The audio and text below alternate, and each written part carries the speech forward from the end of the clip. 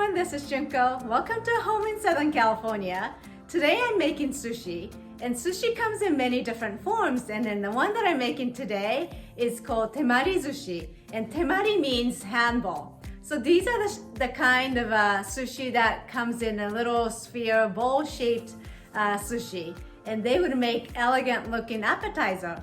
And in fact, my husband and I got married in Chicago, but we had a reception in Tokyo, and they served those little Temarizushi as our appetizer. So they are served in a special occasion, as well as I think they make a great sort of a family fun night, because kids can get involved and then they can help you make little sushi.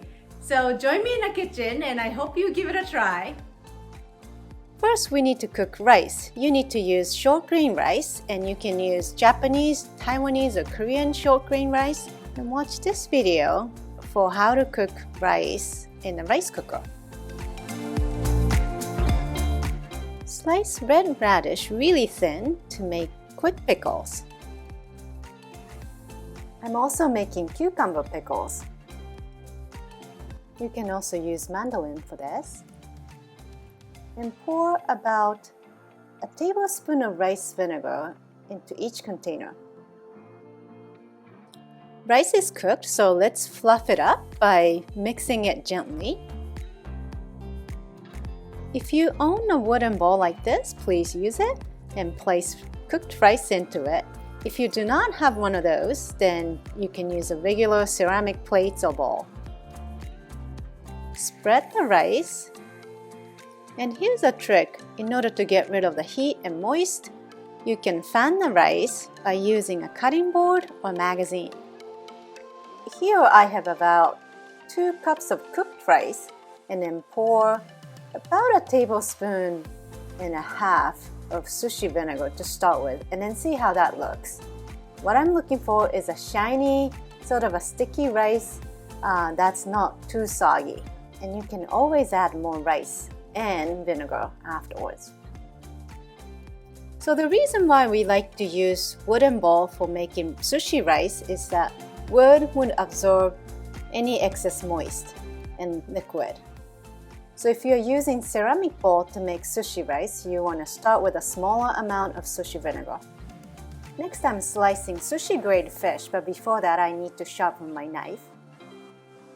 Starting from the heel of your knife, try to use the whole part of your knife all the way to the tip by slicing it with good pressure.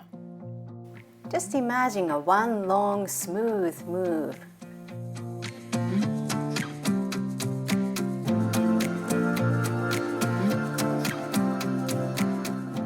Here's a piece of yellowtail, doing the same thing, starting from the heel of your knife and then cut it through all the way to the tip of your knife.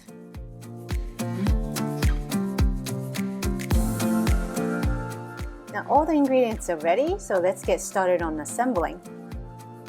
Place a piece of plastic wrap on the palm of your hand and take 3 slices of red radish and arrange it on the palm of your hand, like half of it is overlapping, just like so.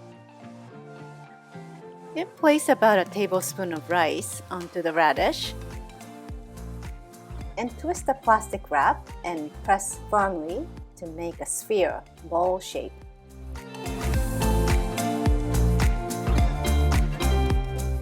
And I have a plate here that's been already arranged with some Japanese basil, shiso, and then some cucumbers and radish slices. And you can place this little bowl onto the plate.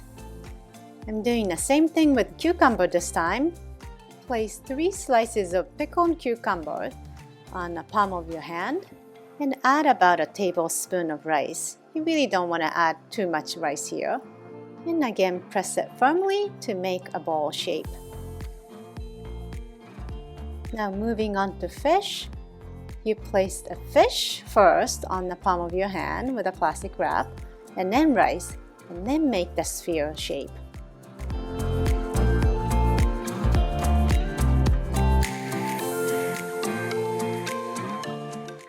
I'm making hamachi and yellowtail bowl as well. It's good to have different colored fish so that the plate looks really colorful. And I'm also adding avocado ball. So what I did was sliced avocado in a small piece and then made it into a bowl shape. And finally, you can garnish them with shiso basil and white sesame seeds. And lime zest on hamachi tastes really good too. And here's a little tip on how to eat sushi. You dip soy sauce on the fish side, not on the rice side, and enjoy it. And if you enjoy watching this video, please click on the like button and subscribe.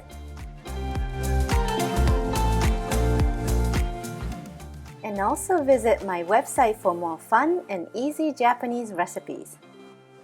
Thank you for watching and see you next time.